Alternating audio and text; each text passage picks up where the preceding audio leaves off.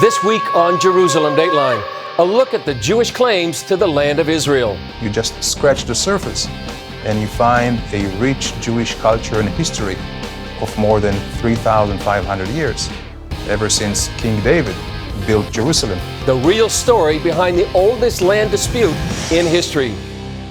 Hello and welcome to this special edition of Jerusalem Dateline. I'm Chris Mitchell. In 1967, Israel captured the West Bank from Jordan in the Six-Day War. Since then, U.S. and world leaders have called Israel's presence there illegal and illegitimate. Today, the West Bank is still referred to as occupied territory. But are those terms historically correct? Here's a look at Israel's claims to the land. It's the oldest land dispute in history. For centuries, Jews and Arabs have both claimed to be the rightful owners of the land of Israel. Jewish claims to the land are based on four main arguments. The first is God's promise to Abraham.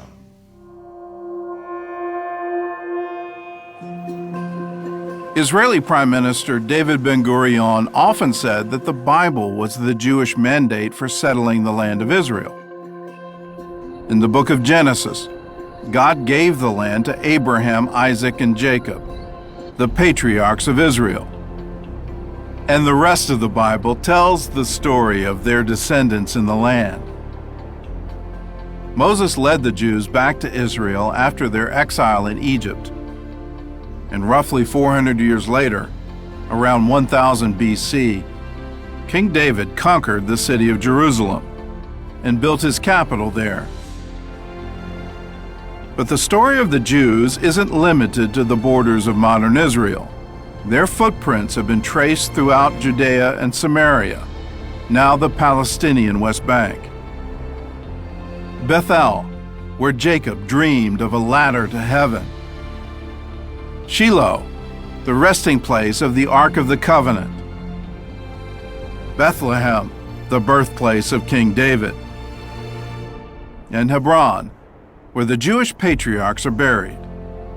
This is all not just documented in the Bible and in history. It also reveals itself in every inch of the land. In any archaeological dig, you just scratch the surface and you find a rich Jewish culture and history of more than 3,500 years, ever since King David built Jerusalem 3,010 years ago. The Jewish rule over Israel was also documented outside the Bible, often by the enemies of Israel. In Egypt, an inscription on the Merneptah stela proclaimed in the 13th century BC that Israel has been laid waste. In 840 BC, the Moabite king Mesha wrote about the house of David, as did another king a century later, Hazael of Damascus. In the 1st century AD, the Jewish historian Josephus described in great detail the Jewish temple in Jerusalem and its destruction by the Romans, a story confirmed by a relief in the Arch of Titus in Rome. Every day, archaeology yields more evidence of ancient Jewish culture dating back thousands of years. And in the 20th century, that historical connection has been recognized several times by international law.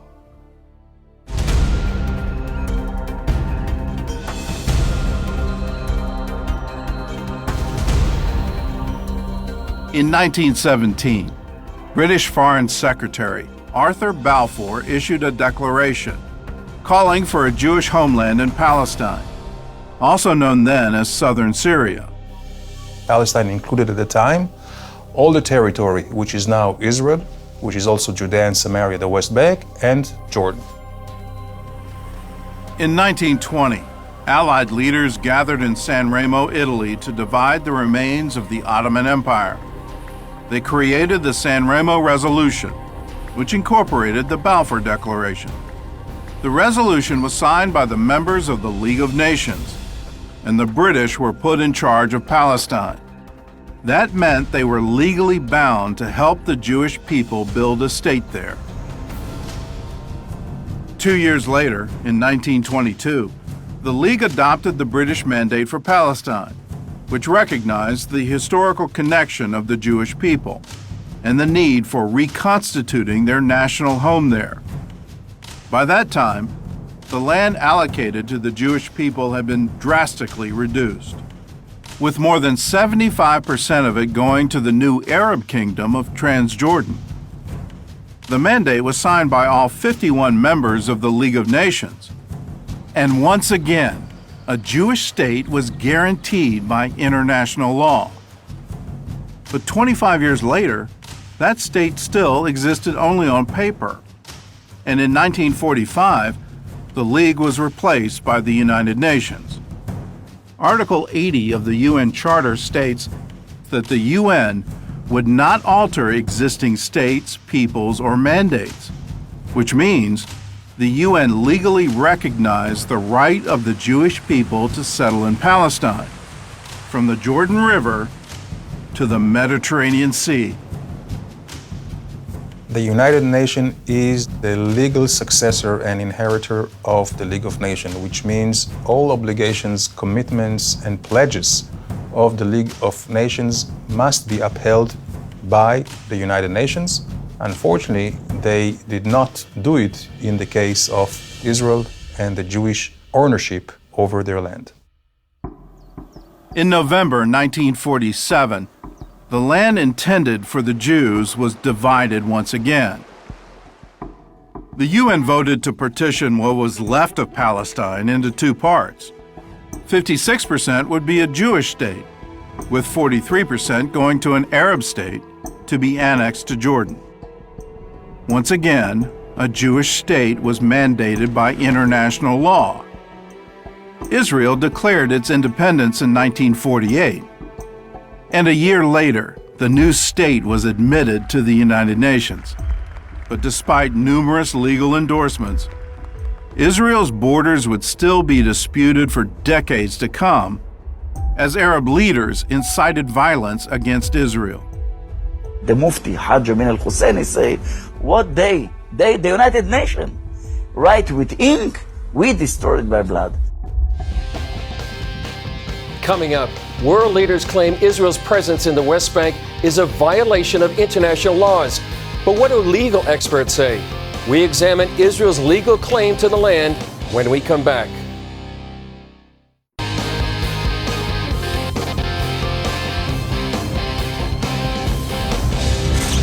In 2002, UN Secretary General Kofi Annan famously used the phrase illegal occupation to describe Israel's annexation of the West Bank in 1967. But Annan's critics were quick to point out his use of the word illegal was incorrect, since the West Bank never legally belonged to Palestinian Arabs in the first place. In 2002, UN Secretary General Kofi Annan famously used the phrase illegal occupation to describe Israel's annexation of the West Bank in 1967. But Annan's critics were quick to point out his use of the word illegal was incorrect, because the West Bank never legally belonged to Palestinian Arabs in the first place. Palestine was ruled by the Ottoman Turks from 1516 to 1918. Then for the next 30 years, it was controlled by the British, until Israel declared its independence. During the war that followed, the Kingdom of Jordan invaded the West Bank and formally annexed the land in 1950. There is a lack of historical understanding, and also there is an abuse here by this thing of international law.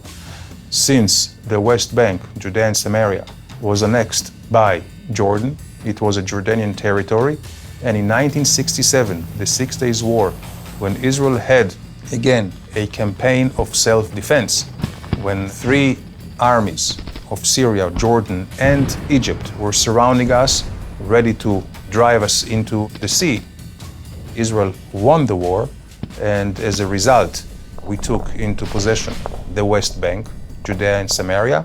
This land was captured from Jordan. Since Israel recaptured the land from Jordan, it now belongs to Israel, according to international law. One judge on the International Court of Justice wrote the following about the 1967 war. A state acting in lawful exercise of its right of self-defense may seize and occupy foreign territory, as long as such seizure and occupation are necessary to its self-defense.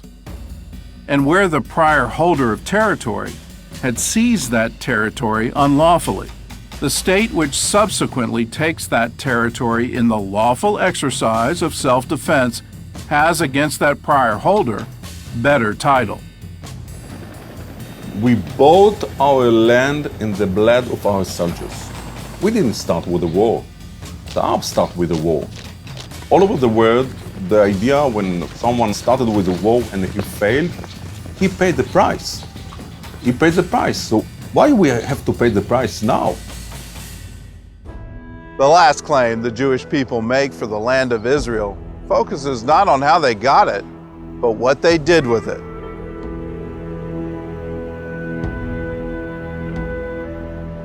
Today, Israel's population is well over 8 million.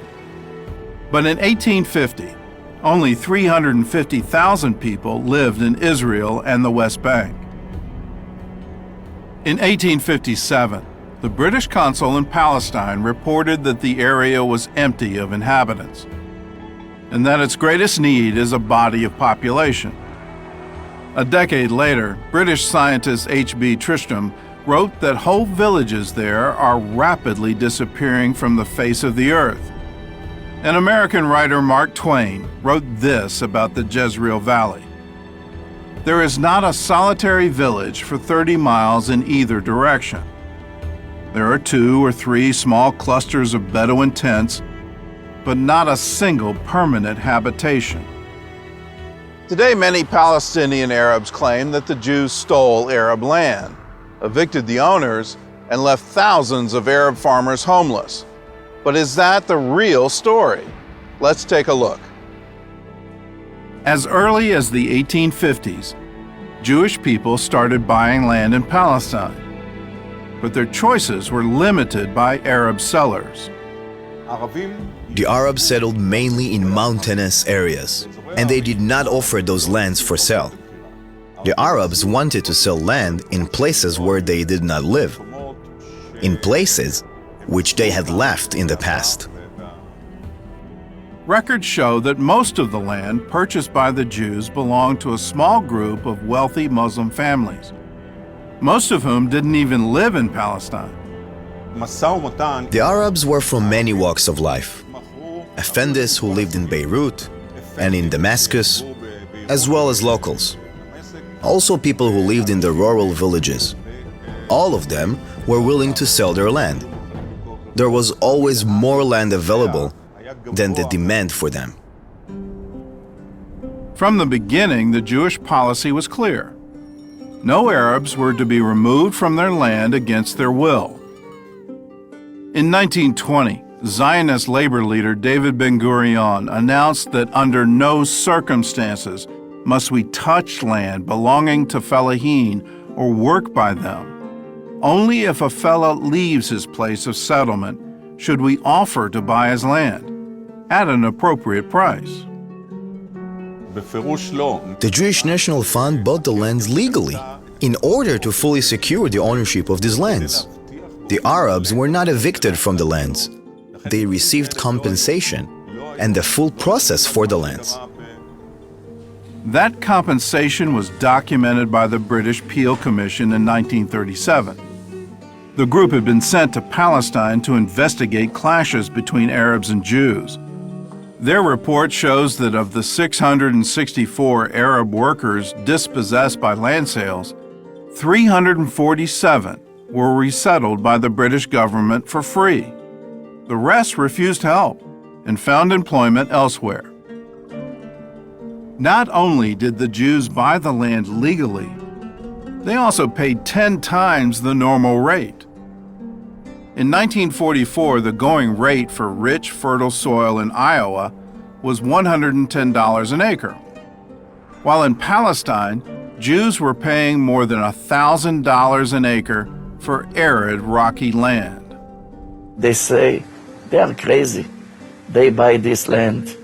It's dirty land. It's no good land. But they are not stupid, and they know that we must work very hard, and they work very hard. Look what we have. We are only 66 years old, and look what we have already.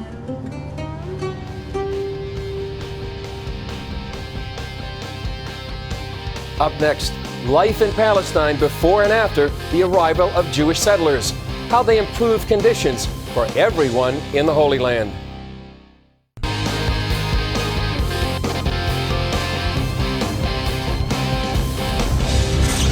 Welcome back. When Jewish settlers came to the Holy Land in the 19th century, they found barren land and poor people, suffering from disease and poverty. All that changed as the settlers brought agricultural advances, as well as health and education breakthroughs that benefited everyone. In the 19th century, life was hard under Ottoman rule for Arab workers in Palestine. Many had lost their farms to heavy Turkish taxes or Bedouin raiders. There were no schools, no electricity, and little sanitation. The average life expectancy for an Arab male in Palestine was 30. With the arrival of the Jewish settlers, all of that started to change. With hard work, they turned swamps into vineyards, farms, and citrus groves.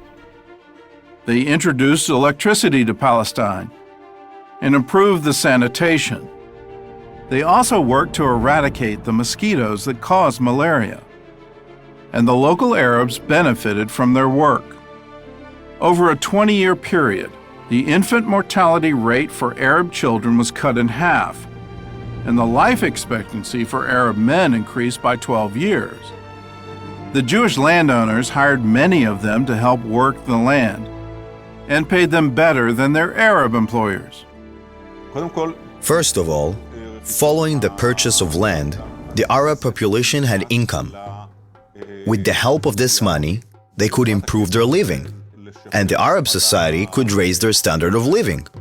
So because of Jewish purchase of lands, the economic and social conditions of the Arab society were better. Arabs from neighboring countries flocked to Palestine to take advantage of the higher standard of living.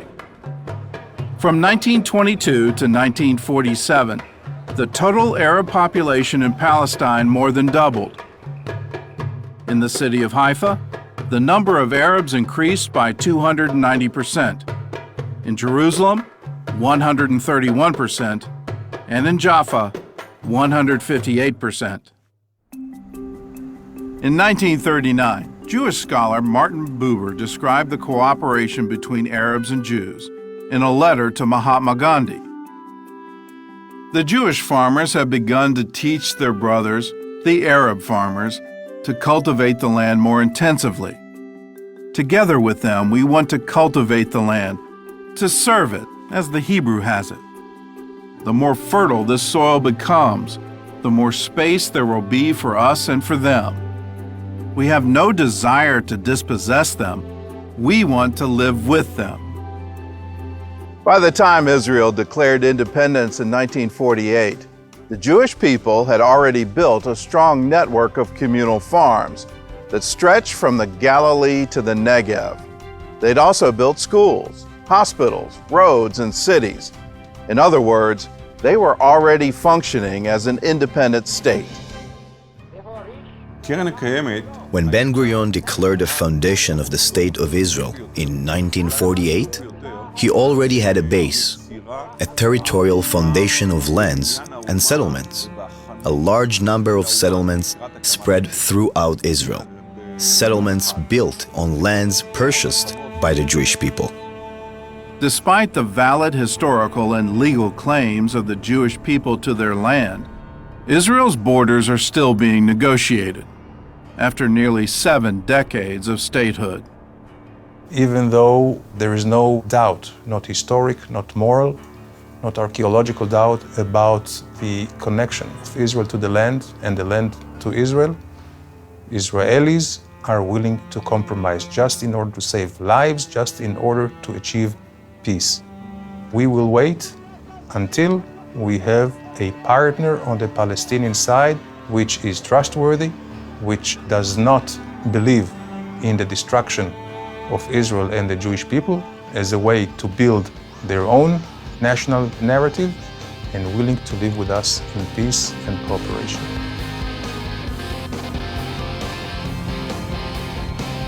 We'll be back with more right after this. Israel and the Middle East, center of the world for thousands of years, and still creating headlines that reach back to the Bible. CBN News makes that connection each week with the groundbreaking program, Jerusalem Dateline, hosted by award-winning correspondent Chris Mitchell. Jerusalem Dateline brings a Christian perspective to events that literally change history. Jerusalem Dateline is your window to Israel, Jerusalem, and the Middle East. If you would like to broadcast Jerusalem Dateline or want more information, contact us at the address on your screen. We hope you've enjoyed this special Jerusalem Dateline. You can learn more about the men and women behind the creation of the Jewish state. It's all in our new docudrama called The Hope. Find out how you can get a DVD or Blu-ray for yourself by logging on to cbn.com/Israel the Hope. That's all for this edition of Jerusalem Dateline. I'm Chris Mitchell. We'll see you next time on Jerusalem Dateline.